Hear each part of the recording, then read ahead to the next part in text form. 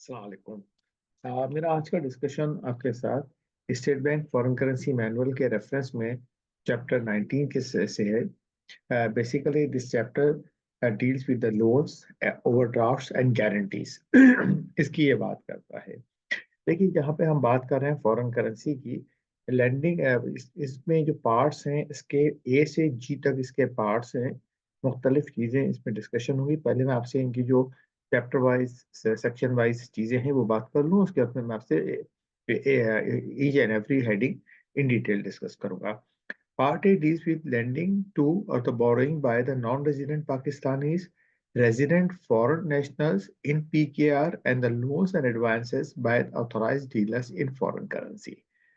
देखिए, non resident Pakistani जो होते हैं वो जब फंड्स पे लेकर आ रहे हैं जिसके लिए चीज़ें हो हैं।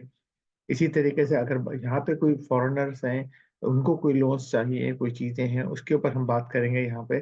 तो we are saying lending and borrowing by the non-resident Pakistanis, resident foreign nationals in PKR and the loans and advances bye the authorised dealers means जो हमारे बैंक्स और फॉरेन एक्सचेंज जो आप इसे वो देखते हैं, बिजनेसेस देखते हैं जो रजिस्टर्ड हैं और जिनको फॉरेन करेंसी में डीलिंग के लाइसेंसेस इशूड है, ऑथराइज्ड डीलर्स, जिससे मनी चेंजर भी आपके आ जाते हैं। लेकिन यहाँ पे अभी हमारा मनी चेंजर हमारा टॉपिक नहीं है, बैंक्स और फाइनेंशियल इंस्टीट्यूशंस हमारा टॉपिक है in the foreign currency. Part B deals with the private sector borrowing from abroad. अब जो प्राइवेट सेक्टर है, हमारे पास बाहर से जो पैसे हम लेते हैं for the sake of the loan हो सकता है, for the sake of the goods हो सकता है, जहाँ जिसको हम सप्लाई क्रेडिट भी कहते हैं, मुख्तलिफ चीज़ें वहाँ आ जाएंगी। Foreign currency trade finance from abroad आ जाएगा, जो हम गुड्स सेल कर रहे हैं, चीज़ें कर रहे हैं, और उसके बाद हमारे पास जो है उसमें डेफिनेटली प्लांट एंड मशीनरी की भी अगर परचेज है, एसेट परचेजिंग है, वो भी आ जाएगी। Financial sector borrowing from abroad, बाहर से जो फाइनेंशियल सेक्टर खुद बोरो करेगा। यहाँ तक हम बिजनेसेस की बात कर रहे थे। अब हम करें जो फाइनेंशियल सेक्टर खुद बोरो करेगा तो वो किस तरह डील करेगा। Then we have the guarantees. जब हम इंपोर्ट एक्सपोर्ट करते हैं, कोई कॉन्ट्रैक्ट एग्जीक्यूट करते हैं जो फॉरेन करेंसी में है, बाहर है, आप बहुत दफा सुनते हैं कि पाकिस्तानी फर्म्स जो हैं यूएई के अंदर कंस्ट्रक्शन कॉन्ट्रैक्ट्स या आईटी कॉन्ट्रैक्ट्स इनके ऊपर काम कर रही हैं, तो जाहिर है उसके लिए हमें परफॉर्मेंस गारंटी भी देना पड़ती है। हम गुड्स इंपोर्ट और एक्सपोर्ट करते हैं, उसके लिए भी हमारे पास एक एलसी, तो गारंटीज, लेटर ऑफ क्रेडिट, और ये हमारे इशू होते हैं। तो उसके लिए हम इस चैप्टर में ये तमाम चीज़ों को डिस्कस करेंगे। Minimum requirement for the loan registration. फिर जो लोन रजिस्ट्रेशन इसलिए होता है कि स्टेट बैंक ऑफ पाकिस्तान ये रिकॉर्ड हमेशा चाहता है कि भाई ज़ाहिर है जब एक दफ़ा फॉरेन करेंसी मुल्क में आ रहा है, तो जब उसका रिपैट्रिएशन होगा, रीपेमेंट होगा, तो वो भी फॉरेन करेंसी में होगा। जब आप वो करने को जाएंगे तो फिर वो प्रूफ पूछते हैं, भाई ये आया कब था, इसकी डॉक्यूमेंटेशन क्या थी, इसकी अप्रूवल्स क्या थी आपकी, इसकी कंडीशंस क्या थी, तो उसके हिसाब से फिर उसको देखा जाता है। रिपोर्टिंग मैकेनिज्म, जाहिर है जब आप लोन आ रहा है तो उसको आपको रजिस्टर कराना है, जो मैंने कहा। और लोन एक तमाम जो जो हमारे पास चीजें हो रही, वो इन तमाम सेक्शन से A, B, C, D, E में बस तमाम चीजें हो रही हैं जिसकी हम रिपोर्टिंग मैकेनिज्म की बात कर रहे हैं। तो ये तमाम चीजें मिलके हमारा ये चैप्टर कंप्लीट होता है। तो इसमें माइंडसेट हमारा बड़ा क्लियर होना चाहिए what we are talking about. We are talking about the foreign currency transactions. जो फॉरेन करेंसी ट्रांजेक्शंस हो रहे हैं, हम उनकी बात कर रहे हैं और उनके हिसाब से हम चीजों को लेके चल रहे हैं। तो हम उसके उन पॉइंट्स के ऊपर हम हैं। ठीक है। The first thing we are talking about the part A. इससे पहले जो हमारा इंट्रोडक्शन है, इसके बाद ये पार्ट्स हमारे पास शुरू होंगे। Extension of the regulation governing the loan and guarantees. Extension, extension of the loan overdrafts credit facilities to the companies other than banking, development, finance institutions, and the microfinance bank. जो credit facilities है, which are by means controlled directly or indirectly by the person resident outside Pakistan or to the resident against the guarantees or the collaterals lodged outside Pakistan, obtaining of the loan and overdraft in the foreign currencies and giving guarantees on behalf of the resident of Pakistan in favor of the non-residents or on behalf of the non-residents in favor of the residents। देखिए, दोनों चीजें हो गई। हम ये कह रहे हैं, अगर हम कोई चीज एक्सपोर्ट कर रहे हैं तो क्या होगा, गारंटी और चीजें किसके होगी, on behalf of the resident of Pakistan होगी, in favour of non residents, जो बाहर वाले हैं उनके लिए हो जाएगी। और on behalf of the non residents in favour of the residents, अगर हम इंपोर्ट कर रहे हैं तो बाहर से हमारे पास आ रही है, तो उस तरीके से भी हो सकती है।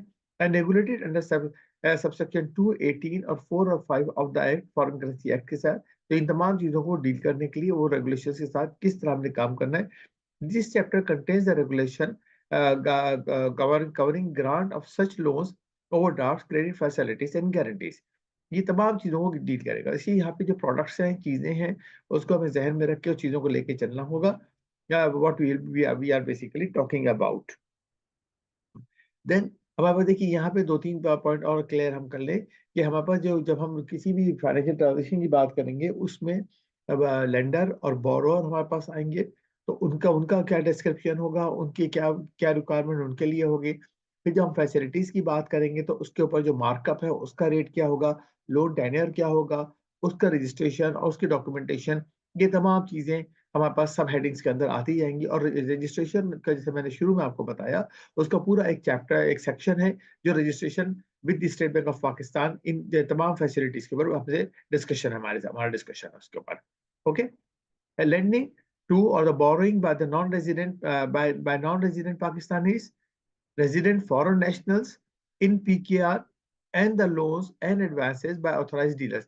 देखिए अब जो बाहर का जो मैंने आपसे कहा कि रेजिडेंट फॉरेन नेशनल्स, अगर कोई फॉरेन नेशनल पाकिस्तान में है और उनको कोई लोन लेना है, तो वो लोन किस तरह लेंगे, उनकी उनके साथ सिलसिला क्या होगा, वो तमाम चीजों को भी हम डिस्कशन करेंगे और उसके बाद आएंगे। क्योंकि जाहिर है फिर उनका कोई सोर्स ऑफ इनकम पाकिस्तान में होना चाहिए, या पाकिस्तान बाहर से वो पैसे मंगवाएंगे हमें लोन प्रीपे करने के लिए। और जो हमारे जैसा अगर हम जहन में रखें तो हमारे पास जैसा बहरिया टाउन है, डीएचए है, इसके अंदर हमारे रेजिडेंट जो पाकिस्तानी नॉन रेजिडेंट्स है, नेशनल पाकिस्तान के हैं लेकिन नॉन रेजिडेंट्स है, दुबई में है, सऊदी अरब में है, यूके यूएस में है, तो वो लोग यहाँ पर प्लॉट्स खरीद रहे हैं, प्रॉपर्टीज खरीदते हैं। तो वो प्रॉपर्टीज, वो चीजें किस तरीके से हमारे पास होंगी और फिर उसका किस तरीके से हमने उसके, और फिर वो जब सेल कर देंगे प्रॉपर्टीज, उनकी रिपैट्रिएशन की बात आएगी, तो वो पैसे कैसे जाएंगे। तो first of all we are saying borrowing in PKR by the foreign control company. अब देखिए वर्ड आ गया फॉरेन कंट्रोल कंपनीज। तो फॉरेन कंट्रोल कंपनीज के लिए हमारी क्या क्या कंडीशन है। Foreign control companies are those companies which in which 50% जो हमारे पास है उनका शेयर कैपिटल जिसकी हम बात करते हैं, वो उनका जो है वो हमारे पास कहाँ से आ रहा है। तो majority owned by the foreign nation, foreign investors, majority foreign investors के पास है, therefore they are called the foreign control company. Operate in different country, right, किसी और कंट्री में बेसिकली वो ऑपरेट करती है। मे बी हम कह रहे हैं कि हमारे पास कोई सब्सिडरी है, हमारे पास कोई ब्रांच है, अगर आईबीएम की ब्रांच पाकिस्तान में काम कर रही है तो एक फॉरेन कंट्रोल एंटिटी है वो, operating in the different operating in different country, जो मैंने आपसे डिस्कस कर लिया। तो ये हम बात कर रहे हैं कि ये वो कहाँ ऑपरेट कर रहे हैं। Foreign control company registered in Pakistan the companies act 2017। अब पाकिस्तान में हम कह रहे हैं फॉरेन कंट्रोल कंपनी के केस में इस कंपनी एस्टैब्लिश सब्सिडरी है। Maybe we are talking about कि हमारे पास जो है वो फॉरेन कंपनीज के अंदर फार्मास्यूटिकल कंपनी वायत लेबोरेटरी काम कर है, हमारे पास ऑपरेट कर रही है। तो वायत लेबोरेटरी अगर हमारे से के पास कोई लोन्स और चीजें उनकी आ रही हैं तो वो किस तरीके से होंगी, तो ये चीजों को हमें देखना होगा, इसको हमें लेके चलना होगा। हमारे पास are entitled to borrow from the local sources in PKR, क्योंकि सर कंपनी पाकिस्तान में तो इंटाइटल है for any purpose except for the purchase of the shares. Shares के अलावा तमाम चीजों में वो काम करेंगे, acquisition financing, merger financing, amalgamation financing और the purchase of the minority interest. तो यहाँ पे किसी का माइनॉरिटी इंटरेस्ट है, कोई चीज है, उसको परचेज करेंगे। जब पाक सुजुकी का आजकल ट्रांजेक्शन चल रहा है स्टेट बैंक ऑफ पाकिस्तान में, तो उसके अंदर भी जो है फॉरेनर्स का जो इन्वेस्टमेंट है वो उसको डिसइन्वेस्ट करने की बात हो रही है। तो subject to the observance of the relevant prudential regulations issued by the State Bank of Pakistan in compliance with the KYC। देखिए एक वर्ड आ रहा है KYC। KYC बैंक के लिए बैंकिंग में इस्तेमाल किया जाता है। It is an abbreviation of know your customer, KYC। तो नो योर कस्टमर की हम बात करते हैं, and AML, anti money laundering, CFT, combating finance for terrorism. तो टेररिज्म की जो फाइनेंसिंग जो हम कहते हैं आजकल हमारे पास सारा काम हो रहा है कि ये कोई टेररिस्ट फाइनेंसिंग का कहीं से जारी। इसीलिए देखिए हम बहुत कॉमन एक बात कहते हैं, हम जब कभी भी चेक किसी को दें तो वो चेक ओपन चेक नहीं होना चाहिए, क्रॉस चेक होना चाहिए, so that the money should go into any account. और प्रेफरेबली उसके ऊपर जिसके फेवर में हम चेक इशू कर रहे हैं उनका नाम लिखा हो। अगर हमसे बहुत कॉमन जब हमारे पास होता है कि हम जब प्रॉपर्टी परचेस करते हैं, जब मकान किराए पे लेते हैं, तो हमारे पास बहुत से लोग ऐसे होते हैं जो अपने मकान जो मकान है वो टैक्स रिटर्न में नहीं शो करते। तो जब हम इंसिस्ट करते हैं कि हम पेमेंट चेक से करेंगे, तो वो कहते हैं अच्छा एक काम कर ले, आप चेक से कर ले, ओपन चेक दे दीजिए हमें। ताकि हमारा जो पॉइंट है चेक वाला भी पूरा हो जाए और उनकी तसल्ली हो जाएगी, ओपन चेक के जाएंगे वो काउंटर से कैश करा लेंगे। लेकिन होता क्या है, वो चेक मार्केट में पास ऑन होता है to settle different other payments, और फाइनली जो साहब पैसे बैंक से लेते हैं वो आपके लैंडलॉर्ड नहीं होते, वो आपने जिनसे कोई सेल परचेस की है वो परचेजर नहीं होते, और वो जो चेक जाता है, अब ये चेक अगर गॉड फॉरबिड किसी टेररिस्ट एक्टिविटी की पेमेंट में चला गया, तो फाइनली जो होगा, जो उसका जो फॉल बैक होगा, एफआईए और तमाम इन्वेस्टिगेशन, वो हमारे ऊपर हो जाएगा कि हमने उस पेमेंट को किया। तो लिहाजा उसको प्रोटेक्ट करने के लिए हम ये कहते हैं हमेशा कि हमारी जो पेमेंट्स हो वो हम चेक के थ्रू करें और क्रॉस में करें।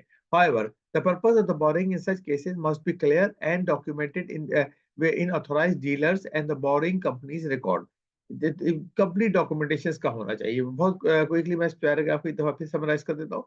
Foreign control companies, if they are allowed to borrow in the local source, PKR में borrow कर सकते हैं, other than shares के बजाय के अलावा, और relevant prudential regulations और AML, know your customer, KYC उसका होगा, AMF, AML और CFT standards हमको meet करने होंगे। This is what we are saying, and this should appear into the records of the authorized dealers and the borrowing company. Then the borrowing by the individuals, non-residents and the resident foreign nationals.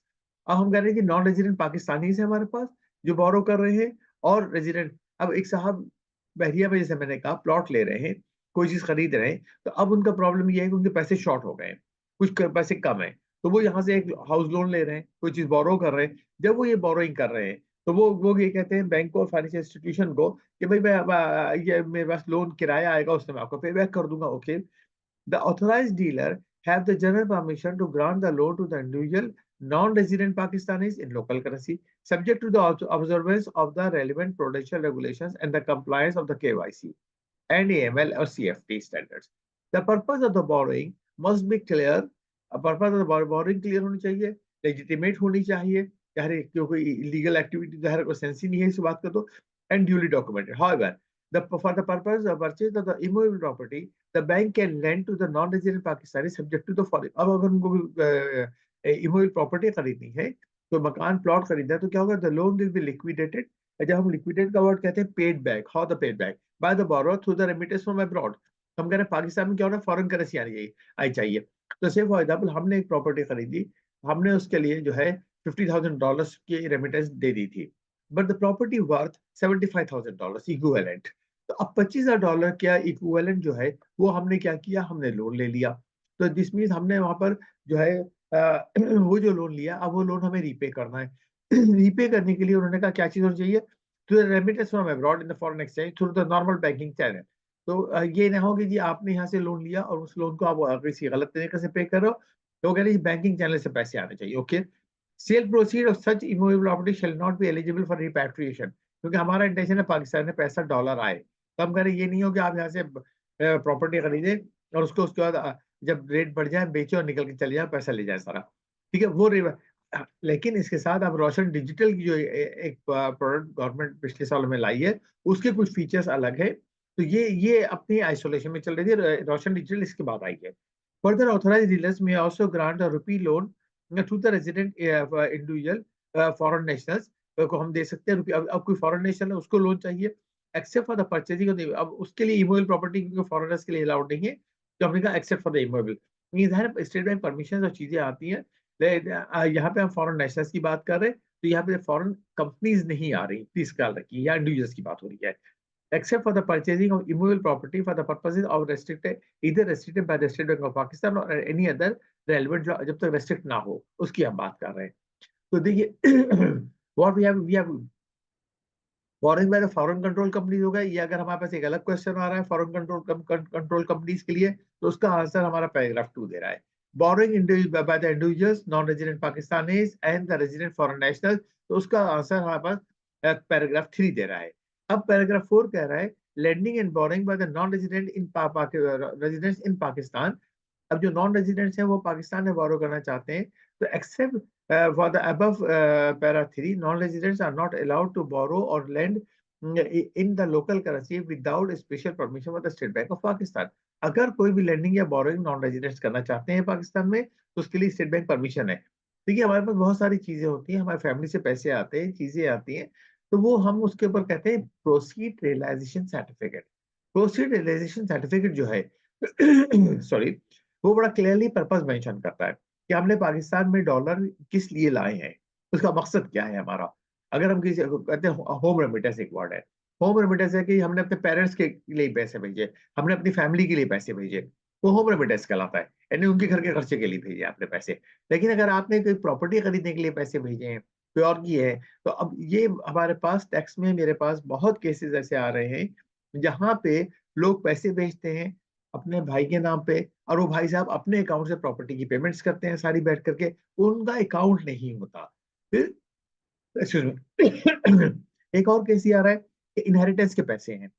अब inheritance में यहाँ से एक भाई जो है वो US में बैठे हुए हैं, और जो वालिद साहब की प्रॉपर्टी थी जब उनका इंतकाल हुआ, उसके शेयर हुए, उसके हिस्से होने के बाद अब 10 मिलियन रुपी इक्विवेलेंट डॉलर्स उसके पाकिस्तान से बाहर जा रहे हैं।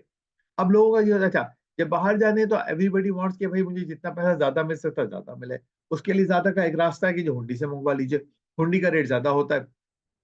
अब रेगुलराइज सैलरी आएंगे तो कम होता है। तो बहुत सवाल होता है कि हम भेज दें, आप कैसे भेजेंगे। इसी सबसे पहली बात तो ये है कि वो पैसे पाकिस्तान में उनके कोई एक भाई या बहन के पास उनके बैंक अकाउंट में आए हैं ये पैसे।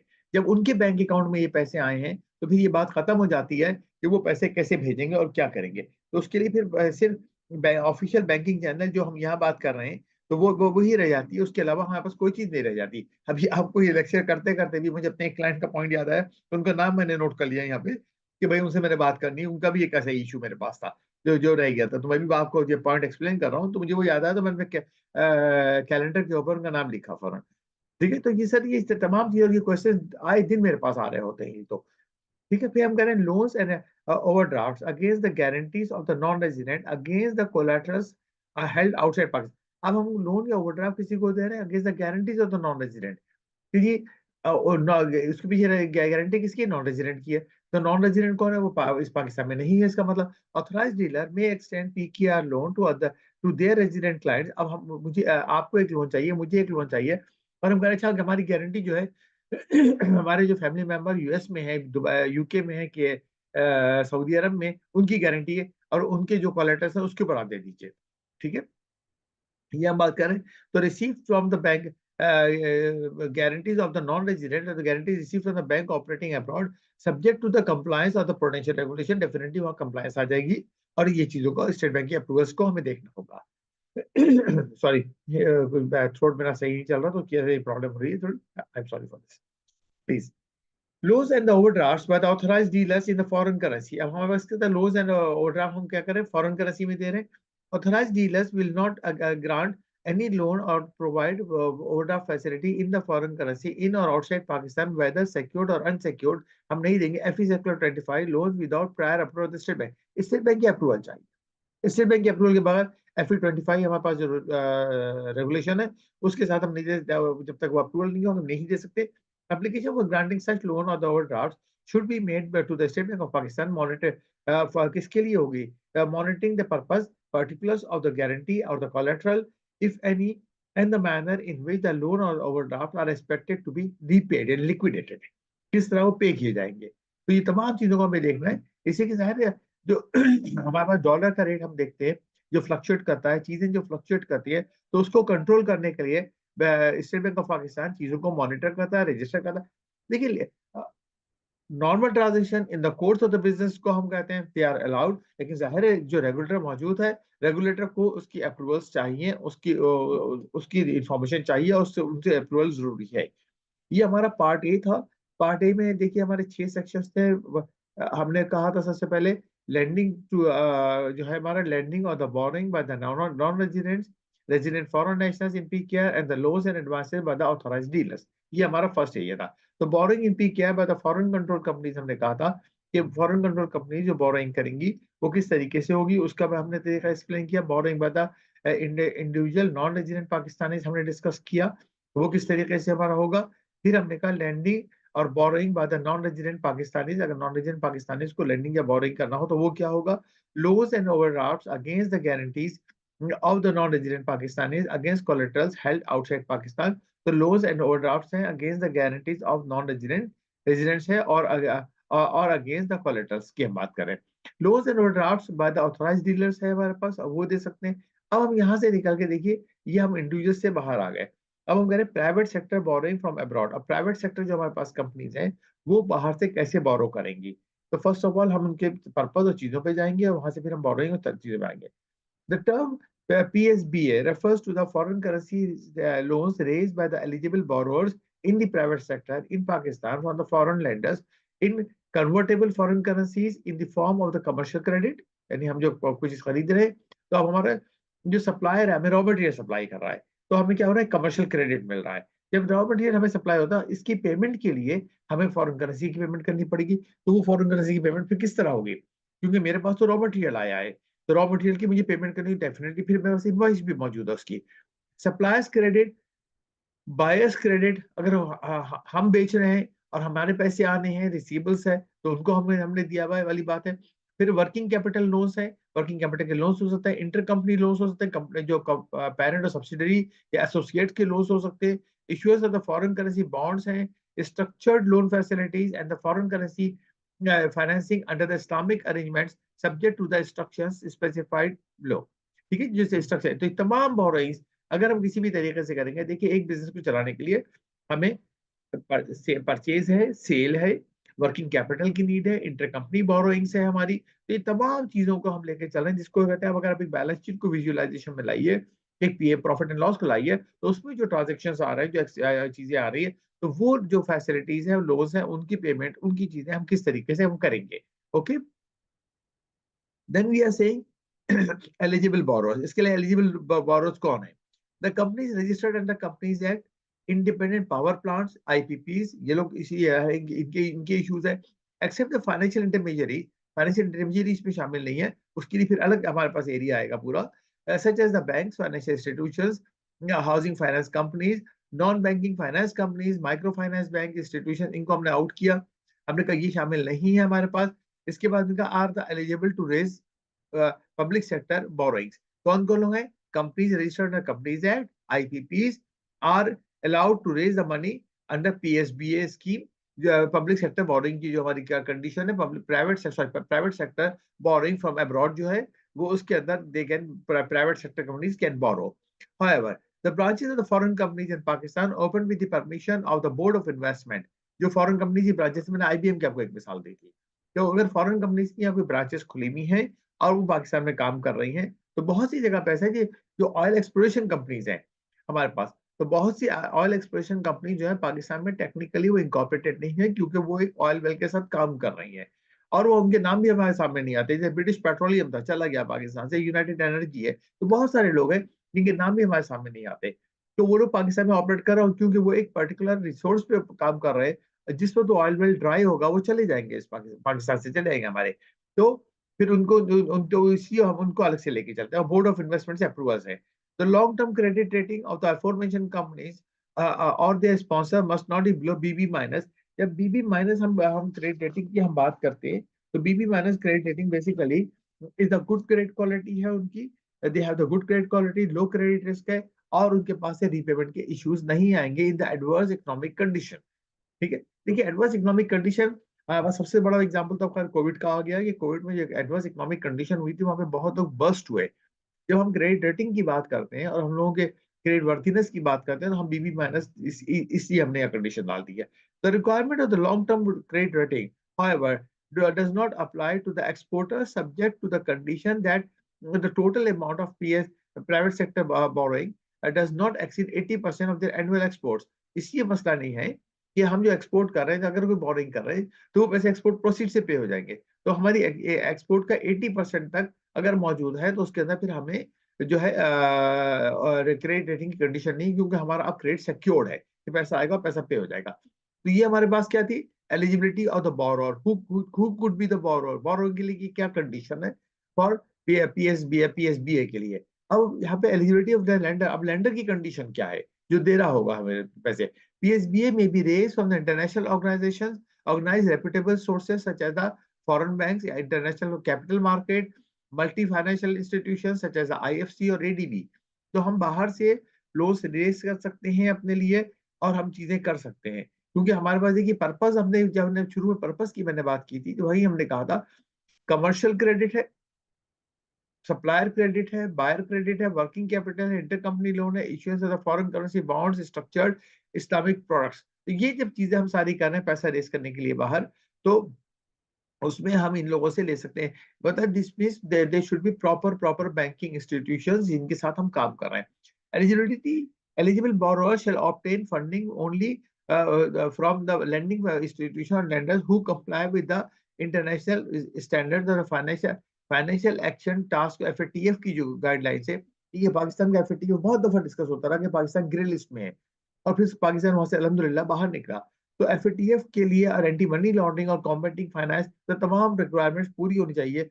ऐसा ना हो कि खुदा ना खास्ता गौर ये पैसा जो बाहर से आ रहा है वो किसी ऐसी जगह से आ रहा है जो डाउटफुल सस्पिशियस है हमारे पास, तो वो नहीं होना चाहिए। फिर हम कह रहे हैं सिक्योरिटी। अब उसके लिए सिक्योरिटी हम क्या देंगे? PSBA can be secured by any collateral charge created on movable or immovable property owned by the eligible borrower, their sponsor, subject to the compliance of the prudential regulation. यानी ये clean credit नहीं है, can be secured, उसके secure भी उसकी हो सकती है। In case of the pledge of the shares and the securities offered to raise PSBA will be governed with the regulations contained in chapter 20 of the foreign exchange manual, जिसकी मैंने आपसे बात की है। ये आपके कोर्स में ही है वो, ये भी चैप्टर, इसके बाद नेक्स्ट वीडियो में ये डिस्कशन में आएगा हमारा। Manual and other relevant instructions issued by State Bank of Pakistan. Issuance of the bank guarantee by the authorized dealers and the corporate guarantee by the sponsors in favor of the lender is permitted. Issuance of guarantee हमारा पूरा एक अलग part है जहाँ पे हम तमाम बातों को डिटेल में डिस्कस करेंगे। Then we are saying PSBA regular registration. अब ये देखिए, पहले एलिजिबल बोरोअर हो गया, एलिजिबल लेंडर हो गया, उसके बाद हमने सिक्योरिटी की बात कर ली। अब हम करें रजिस्ट्रेशन। जब ये फैसिलिटी आ रही थी तो रजिस्ट्रेशन के लिए क्या हो रहा है? Authorised dealer will register all the FCY loans under this part after ensuring that the terms and the conditions of the underlying loans agreements comply with the relevant regulations of the category against which the loan is being registered. The responsibilities of the authorized dealers, conditions precedent, and the list of minimum required documentation to register the loan have been laid down in part 5, part F, sorry. Part F मैंने आपसे कहा तमाम loans को हमें register करना, तो उसकी documentation requirement वगैरह सारी वहां मौजूद है हमारे पास। तो इसका रजिस्ट्रेशन जरूरी है। वही वाली बात है कि ये लोन रिपे होना है, पैसा गया तो आना है, दोनों चीजें होने, दोनों तरीकों से। तो स्टेट बैंक ऑफ पाकिस्तान का रिकॉर्ड कंप्लीट होना चाहिए। Then we think forward cover facility. अब जब हम फॉरेन करेंसी लोन लेते हैं, देखिए, तो उसके अंदर क्या हो जाता है कि जाहिर है हमें पे बैक करना होगा। डॉलर या कोई भी फॉरेन करेंसी, स्पेशली डॉलर को हम डिस्कस करेंगे, हम डीलिंग डॉलर में करते हैं, यूरो हो सकती है। तो करेंसीज जो है वो हेवीली फ्लक्चुएट करती हैं। अगर वो वाली बात है, है कि मैं जब लोन लेता हूँ, लोन मुझे मिलता है सर 220 रुपए की कन्वर्जन रेट पे, जब मुझे रीपे करना होगा तो 300 हो जाएगा। तो 80 रुपए का एक्सचेंज लॉस पर डॉलर तो मुझे वैसे ही अंदर आ गया, तो मेरी फाइनेंसिंग कॉस्ट कहाँ जाएगी? इसको कवर करने के लिए मैं क्या करूंगा, मैं फॉरेन एक्सचेंज फॉरवर्ड कॉन्ट्रैक्ट पहले ही ले लूंगा टू प्रोटेक्ट माई सेल्फ। ठीक है, ये IFRS 9 के अंदर जहाँ पे हम चीजों को डील करते हैं, हेजिंग को डिस्कस करते हैं, वहां मतलब उसमें अकाउंटिंग में चला जाएगा ये। Authorized dealer may extend forward cover facility to the eligible borrower for 1 year or remaining maturity of the loan, एक साल या remaining maturity जो भी है उसके लिए, which average earlier in accordance with the regulation contained in chapter 4 of Foreign Currency Act. In cases where underlying foreign loans have a tenure more than 12 months, the tenure of the forward cover facility would be 12 months on the rollover basis. अब हमने कहा 12 महीने का तो हम forward cover दे सकते हैं, ये रोल ओवर बेसिस के ऊपर होगा। तो यहाँ पे थोड़ा हम एक्सपोजर में एक्सपोज हो रहे हैं यहाँ पर। Okay, however, the authorized dealer shall ensure that forward cover facility will not be provided for less than 1 month, एक महीने से कम की, क्योंकि जाहिर है सामने डॉलर का रेट नजर आता है, एक महीने से कम की बात नहीं होगी। यानी more than a month and year maximum quantity tenure हमारे सामने आ गया, लेकिन मैक्सिमम का पता है इसमें रोल ओवर का ऑप्शन अवेलेबल है। मैं इसको नेगेट नहीं कर रहा इस बात को, जी प्लीज क्लियर रखिए। And the borrower will not hedge the amount more than the underlying exposure. जाहिर है उससे ज्यादा का पैसा अगर आप एक्सपो कर रहे हैं तो फिर आप इसका मतलब कहीं और इस्तेमाल करेंगे, तो वो नहीं, फिर उसके लिए वो अलग तरीके उसमें चले जाएगा। तो हम जब रजिस्ट्रेशन की बात करते हैं, स्टेट बैंक की तमाम चीजों को चेक करता है कि भाई आपने $1 मिलियन भेजने हैं, आपका फॉरवर्ड कवर $1 मिलियन का होगा, आपका लोन का पीरियड क्या है, जैसे उसने कहा कि यहाँ पे ऊपर हमें बताया कि 1 ईयर और द रिमेनिंग मैच्योरिटी। अब हमने कहा कि हमने यहाँ पे अपना प्लेइंग विद द लॉ वाली हरकत की कि हमने कहा भी 1 साल का ले लिया और लोन जो है हमारा अगस्त 31 पे मैच्योर हो रहा है। तो वो कहता है कि फिर बाद में क्यों आप ले रहे हो, आपको क्या जरूरत पड़ी है इसकी। तो वो नहीं हो सकता, तो उसको उस पर हम नहीं चल सकते हम इस तरह से, तो वो भी हमें नहीं मिल सकता इस तरह। तो this is what we are saying, forward cover facility क्या होगी। अब प्रीपेमेंट, अब देखिए अगर हम लोन का प्रीपेमेंट करना चाहते हैं, हमारे पास फंडिंग आ गई है, the prepayment of the PSAB will not be allowed except for the PSBA for the project financing। project complete हुआ, प्रोडक्शन में आ गया, रेवेन्यू जनरेट होना शुरू हो गया, तो शायद हमारे पास पैसे आ गए, हम आप उसको प्री पेमेंट में जाना चाहते हैं। The request for which will be evaluated by the exchange policy department on a case to case basis। however, swapping of the PSBA with the local currency loan will not be allowed in any case। लेकिन हम PSBA के loan को local currency loan से convert नहीं कर सकते, वो एक अलग पैरामीटर है। ये फॉरेन करेंसी है, इसको फॉरेन करेंसी के साथ ही डील करना होगा और वहां लेके जाएंगे। वेवर के केसेस में कुछ वेवर हो सकती है, एक्सचेंज पॉलिसी डिपार्टमेंट वेवर दे सकता है before the execution, right. Then categories of the PSBA। अब हमने कहा था प्रोजेक्ट फाइनेंसिंग। अब PSBA जो है हमारे पास किसके लिए आ सकता है, प्रोजेक्ट फाइनेंसिंग। प्रोजेक्ट फाइनेंसिंग क्या है, हम एक पावर प्लांट लगा रहे हैं, हमने IPPs की बात की। PSBA for the project finance can be raised for meeting capitalized costs of the project, such as the expenses relating to the establishment of new project, import of the plant and machinery, modernization, expansion of the existing projects, buying or acquiring patents, operating licenses, trademarks, procurement of the technical expertise, and the repayment of the existing PSBA in all sectors, including small, medium enterprises and infrastructure projects। The maturity of such loan should not be less than 3 years। Project financing 3 साल। एक बात तो बड़ी clear हो गई, जब हम exam में लिख रहे हैं तो ये बात तो देखिए, जब मैं पॉइंट आउट करता जाता हूँ, तो ये जो पॉइंट है should not be less than 3 years, देखिए ये हमारा एक बड़ा की पॉइंट है, इसको हम इग्नोर नहीं कर सकते। यहाँ पे एग्जामिनर आपका फोकस करेगा इस बात को कि भाई ये बात डिफाइन है या नहीं है। फिर project finance can be raise for meeting capital expenditure. अब यहाँ पे अगर हम ये गलती कर रहे हैं और हम यहाँ पे कैपिटल एक्सपेंडिचर की जगह उसको डाल देते हैं और हम उसको जो है उसमें चले जाते हैं लेकर के, तो वो चीज हमारी गलत हो जाएगी और उसको हम नहीं कर पाएंगे। तो हमें उसको वर्किंग कैपिटल के लिए नहीं है, वर्किंग कैपिटल के लिए रेगुलेशंस अलग है हमारी। ओके, तो हमने हमने ये बात की, हमने इसमें आगे। Okay, however the funds so generated are not allowed for onward lending। अब ये पैसे जो हमने यहाँ लिए हैं इसको हम मजीद किसी लैंडिंग में इस्तेमाल नहीं कर सकते, in the capital market shares के लिए इस्तेमाल नहीं कर सकते, रियल एस्टेट में इस्तेमाल नहीं कर सकते, क्यों, project financing for the project financing है।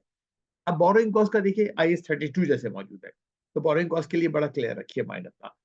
Borrowing cost borrowing cost ceiling includes the spread over the relevant benchmark rate। जो borrowing cost है benchmark rate के साथ जो उसका spread है उसके साथ आएगा। loan related insurance premium की cost अगर हम दे रहे हैं, other loan related fee payable है in the foreign currency except the commitment fee, the cost and the expenses and the fee payable in the local currency। अगर कोई चीज पे करनी तो वो हमारी उसमें है जो हमारे लोन के साथ कैपिटलाइज शायद नहीं हो सकेगी, तो वो हमने बता दिया यहाँ पे। तो बोरिंग कॉस्ट उसके रेट्स हमारे पास क्या है, अगर 3 to 5 year का लोन है, देखिए जब हम 350 बेसिस पॉइंट कहते हैं इसका मतलब होता है 3.5%। ये हमारा मकसद होता है बेसिकली। बेसिस पॉइंट का मतलब हम 100 से डिवाइड करते हैं। ओके, तो ये 3.5% हो गया, एंड मोर देन 5 ईयर है तो 6 बेसिस पॉइंट के ऊपर होगा। This is what we are talking of कि how the project financing will be there.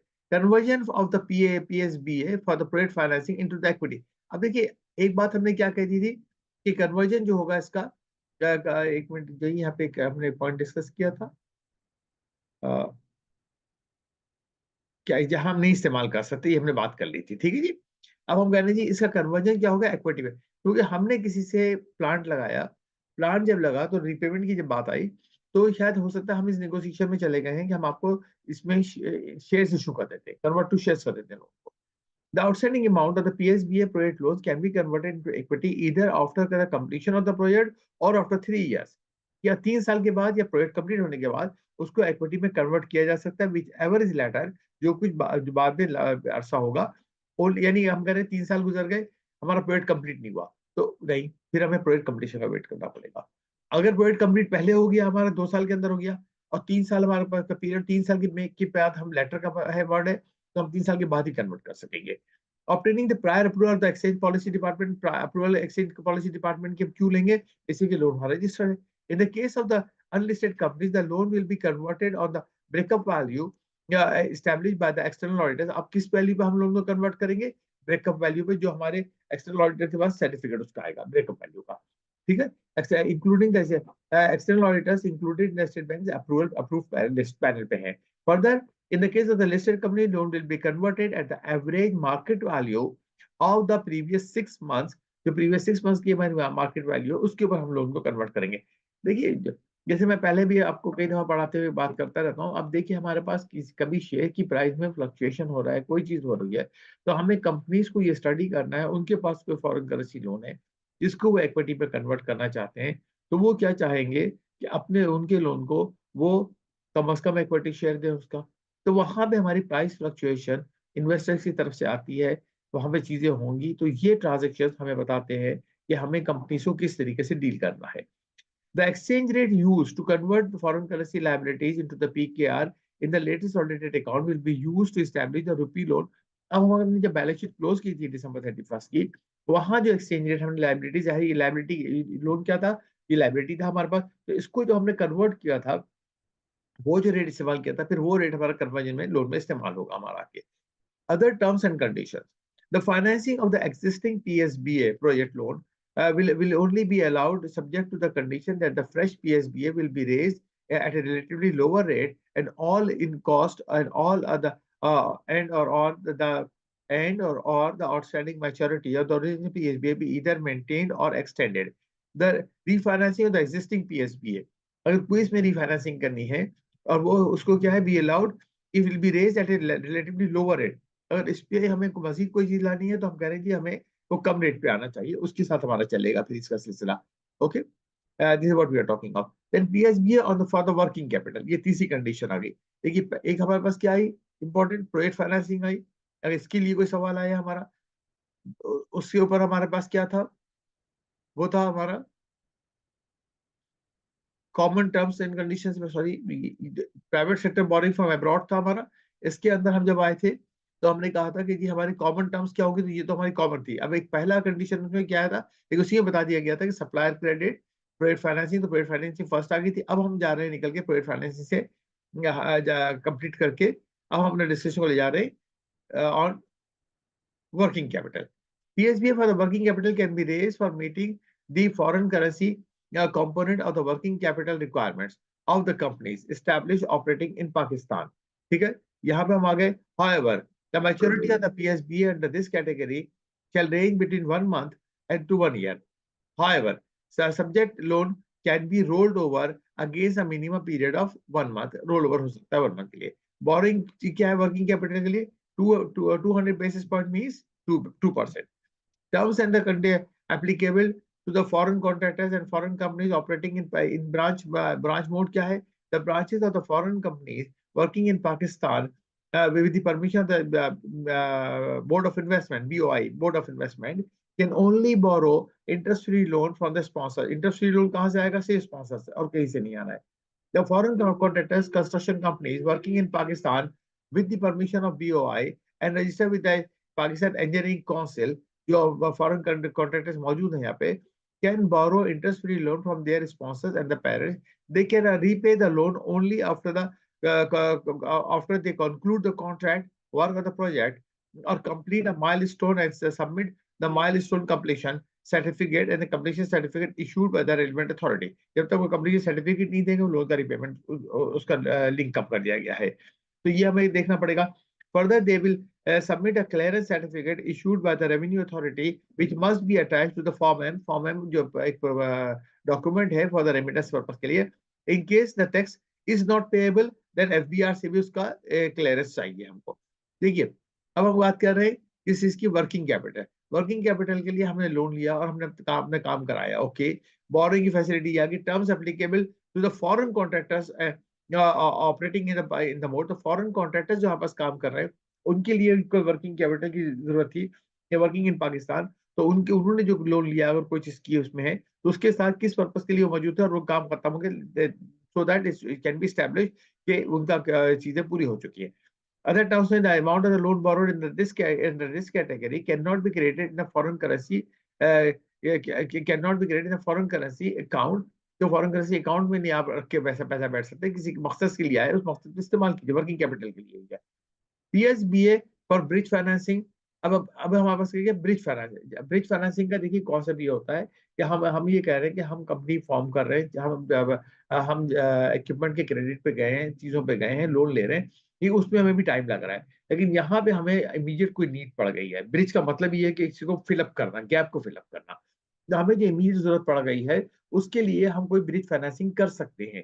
PSBA for the bridge financing will be raised only for meeting the financing gap from the outstanding project payments and delay in the disbursement from the committed foreign currency equity or the PSBA for the project financing। अब कोई delay हो रहा है किसी वजह से, तो यहाँ पे क्योंकि हमें उसके पेमेंट्स को रिलीज करना है, कमिटेड पेमेंट्स है, उसके लिए हम ब्रिज फाइनेंसिंग कर सकते हैं।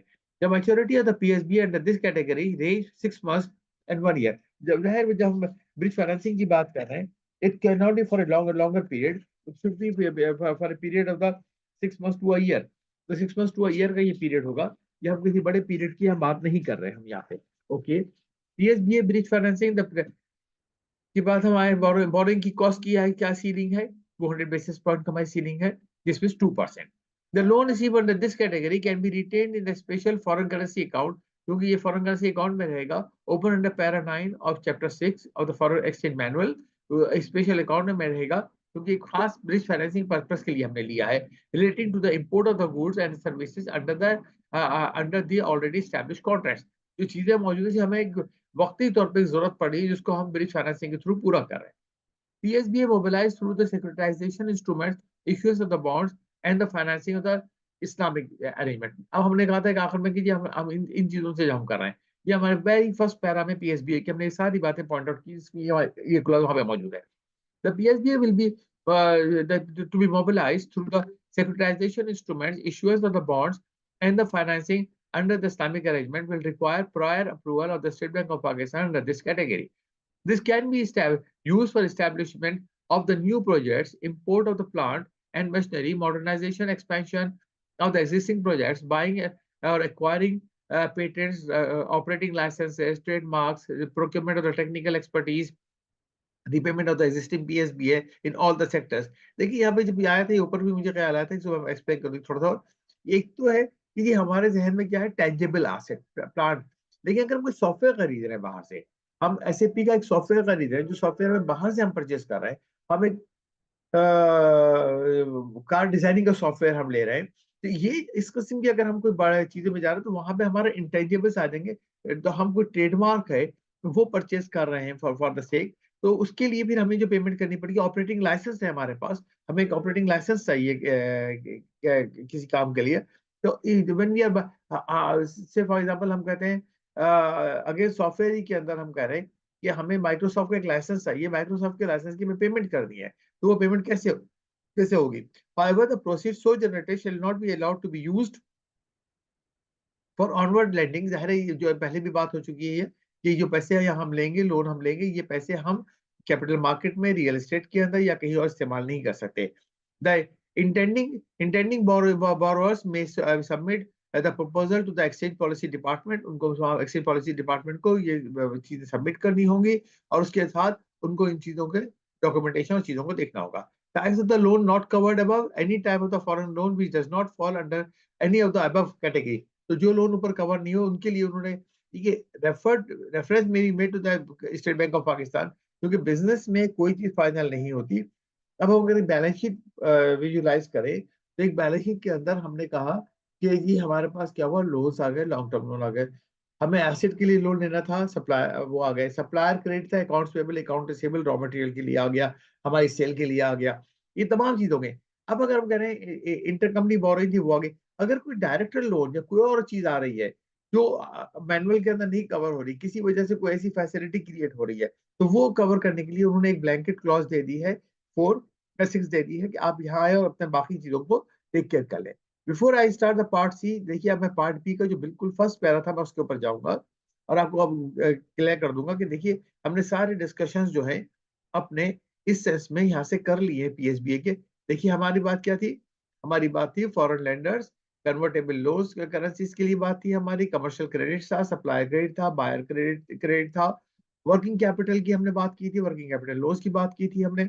उसके बाद हमने बात की थी इंटर कंपनी लोन्स की बात की थी, issuance of the foreign currency bonds की हमने बात की थी, स्ट्रक्चर्ड लोन फैसिलिटी की हमने बात की। तो ये तमाम चीजें हमारी यहाँ कवर हो गई हमारी, ठीक है जी। अब यहाँ से हमारे पास फिर पार्ट सी शुरू होता है, और पार्ट सी हमारे पास जो है वो आगे हमारे लिए कैरी ऑन करेगा। और इस पार्ट सी के बाद मैं इस वीडियो को स्टॉप करूंगा, क्योंकि यहाँ टॉपिक बहुत लंबे हो जाएंगे। तो एक सेकेंड वीडियो में मैं आपसे रिमेनिंग टॉपिक्स को डिस्कस करूंगा। ओके, तो मैं इसलिए मैं करूंगा कि आप लोगों का इंटरेस्ट भी रहे, कि अगर आप एक वक्त स्टडी कर रहे हैं तो आप एक particular video for half an hour की जो है वो देख लें, तो आपका जो चैप्टर 19 है उसका एक सर्टेन पार्ट कवर हो जाए। फिर अगले आप मजीद जो रिमेनिंग वीडियो का टॉपिक्स है, हमारे रेगुलेशन के टॉपिक्स है, वो दूसरी वीडियो में आप देख लें, तो आपको भी आपका भी इंटरेस्ट रहेगा। वरना ये एक बहुत लंबी थ्योरेटिकल डिस्कशन हो जाएगी, जिसमें आपको भी फोकस करना बहुत आपको फोकस करना बहुत मुश्किल हो जाएगा। We are saying foreign currency trade finance. Now करें ट्रेड फाइनेंस फॉरेन करेंसी का हमारा, foreign currency trade financing from abroad, right, part C. The term FTFA refers to foreign currency credit extended for the import or the export directly by the overseas supplier and the buyer. अब supplier और buyer ने, हमने buyer से कहा आप advance payment कर दो हमको, तो buyer ने हमें एडवांस पेमेंट कर दी। सप्लायर क्रेडिट, सप्लायर ने हमें गुड सप्लाई कर दी, तो उसमें हमें एडवांस, हमें भी शायद कुछ एडवांस पेमेंट देनी हो, लेकिन उसका जो क्रेडिट आ रहा है उसके फिर जो पैसे हमें पेमेंट करनी है। तो ये तमाम चीजें ध्यान में रखिए। ये देखिए, आपके पास एक एक्सपोर्ट ऑर्डर आया तो आप कहते हैं कि आप 25% पहले मुझे दें, तब फिर काम शुरू करूंगा। जब हम बाहर वाले में किसी को हम कहेंगे हम आपसे प्लान खरीदना, तो वो भी तो हमें ये कहेगा कि भाई आप 25% पे करो तो मैं काम शुरू करूंगा। फिर हमें उन्होंने सप्लाई कर दिया, रॉ मटेरियल चाहिए था, वो सप्लाई हो गया, और वो हमारे पास 30 डेज, अगर वो हमारे पास एलसी में आया तो वो हमारे अगले आगे पार्ट में चला जाएगा, गारंटीज में चला जाएगा। अगर उसके लिए हमने एलसी नहीं खोली है, वो पेमेंट्स हैं, तो वो पेमेंट्स फिर कहाँ से जाएंगी, तो फिर पार्ट सी उसको टेक केयर करेगा।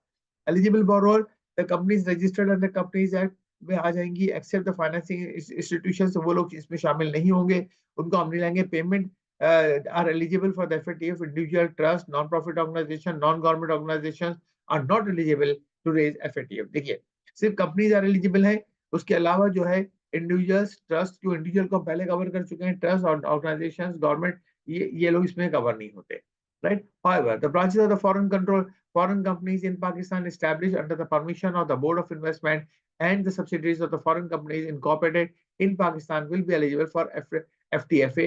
वो एलिजिबल है, वो कर सकती है। जो ब्रांचेस वगैरह है उनको भी जरूरत पड़ेगी। लॉन्ग टर्म क्रेडिट रेटिंग और जो है वो बीबी माइनस होना चाहिए। बीबी माइनस मैंने आपसे कहा था कि उनको लिक्विडिटी और क्रेडिट रिस्क कुछ नहीं होता। एलिजिबल लेंडर्स की जब हम बात करेंगे, FTF can be raised from the reputable internationally recognized sources such as international and multilateral financial institutions, foreign banks. FTFA may also be raised for the supplier. The supplier CBS, the financial institution CBS. Eligible borrowers shall obtain the funding only from the lending institutions. Lending institutions से लेंगे। Lenders who comply with the international जो उनका है FATF, AML और CFT को वो follow करते हैं। रजिस्ट्रेशन ऑफ FTFA होगा, हम FTFA में रजिस्ट्रेशन करवाएंगे, उनके रजिस्ट्रेशन के साथ चलेगा, क्योंकि जो मैं रजिस्ट्रेशन की रिक्वायरमेंट टाइम एंड अगेन मैं आपको बता रहा हूँ। तो वेवर ऑफ द कंडीशंस हमारे पास आ जाएंगी। कैटेगरीज क्या है हमारे पास, इंपोर्ट लोन्स है हमारे पास, बोरोइंग की जो इंपोर्ट के लोन्स हैं, eligible borrowers can obtain the import loans FTFA to the to finance import letter of credit. Finance import letter of credit तो कमिटमेंट डॉक्यूमेंट होता है, पेमेंट तो उसकी हमारे पास से होनी है, क्योंकि दो स्टेप होते हैं। देखिए, लेटर ऑफ क्रेडिट है यही कि भाई अगर मैं इंपोर्ट कर रहा हूँ तो आप मुझसे कहते हैं कि क्या गारंटी आप पे करेंगे, तो मैं क्या करता हूँ, इस बैंक से आपको लेटर ऑफ क्रेडिट लेके देता हूँ। बैंक ये कहता है अगर मैं नहीं पे कर रहा तो बैंक आपको पे कर देगा, तो आपके लिए तसल्ली हो जाती है। तो लेकिन उसके लिए पेमेंट तो होनी है, तो पेमेंट हमारे पास होगी। और overseas contractual obligations transactions over 5 million and having the minimum maturity period 2 years, तो 2 साल का पीरियड आ गया। जो बोरिंग कॉस्ट हम बात कर रहे हैं 350 basis point means 3.5%। Export loans होंगे, अगर हम एक्सपोर्ट के लिए कर रहे हैं, eligible borrowers exporters who have the firm commitments contracts with the overseas buyer for the export of the goods from the Pakistan may obtain FTFA in convertible currencies from the eligible lenders to the extent of the value of the firm commitment or the contract to finance the export of the goods from Pakistan। अब हमें goods बनानी है, export करनी है, तो हमारे पास पैसे कहाँ से आएंगे? हम उस कॉन्ट्रैक्ट को लेके बैंकर्स के पास जाएंगे, और बैंकर्स को बताएंगे लुक यार दीदी हमारे पास ये कॉन्ट्रैक्ट मौजूद है, इसके डॉलर्स हमारे पास आएंगे, लेकिन ज़ाहिर है फॉरेन कॉन्ट्रैक्ट के लिए हम काम कर रहे हैं तो उसके लिए हमें बहुत सारी इम्पोर्ट्स और चीज़ें, तो उसके लिए हमें डॉलर्स और पैसे चाहिए, तो जो कैसे होगा? The maximum tenure for this period generally fix for the repatriation of the export proceeds plus a further period of the 60 days, the exchange risk will be borne by the borrower। जो भी exchange rate का risk हो वो borrower की ऊपर आ जाएगा। borrowing cost जो हमारे पास होगी वो 200 बेसिस पॉइंट पे होगी। अदर कंडीशंस जो होंगी हमारी in an export utilization facility, he will not be eligible to obtain export finance in the local currency from the bank in the Pakistan and the facility under the export refinance scheme from the same export commitment। क्या हमारे पास अगर दो जगह से नहीं हो सकेगा, the foreign currency amount of the loan upon receipt of the abroad will be converted into पाक रुपी। जो भी लोन अमाउंट लेंगे पाक रुपी पर कन्वर्ट होगा, इसलिए ऊपर उन्होंने कह दिया कि जिसका एक्सचेंज रिस्क है वो बोरोअर के ऊपर है। The foreign currency loan will be repaid along with the interest out of the related export proceed. जो एक्सपोर्ट प्रोसीड आएगी उससे प्रिंसिपल और उसका जो भी इंटरेस्ट है वो पे ऑफ होगा। However, in this case, exporter is unable to export the goods। अब एक्सपोर्ट नहीं हुई गुड्स इसी वजह से। अब form contract letter of credit against which the foreign currency loan was obtained, or there is a delay in the realization of the export proceeds, the exporter may repay the loan from the proceeds of the other exports consignments, provided no such foreign currency loan has been obtained against the substituted underlying contract or the loan of the letter of credit. The exporter may also make the repayment of the loan from the exporter's foreign currency retention account।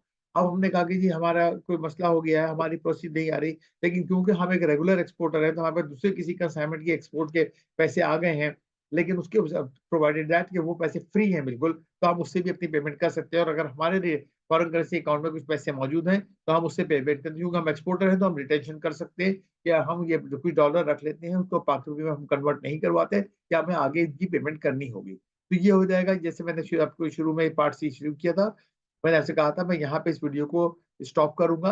मैं part D, ई, F और जी जो है मैं आपसे अगली next video में discuss करूंगा इंशाल्लाह ताला, तो ताकि आपका भी इंटरेस्ट इस टॉपिक में रहे हमारा।